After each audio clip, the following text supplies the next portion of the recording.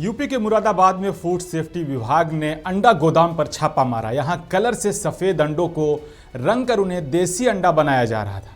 रगे हुए 45,000 अंडों को जब्त कर गोदाम को सीज कर दिया गया है।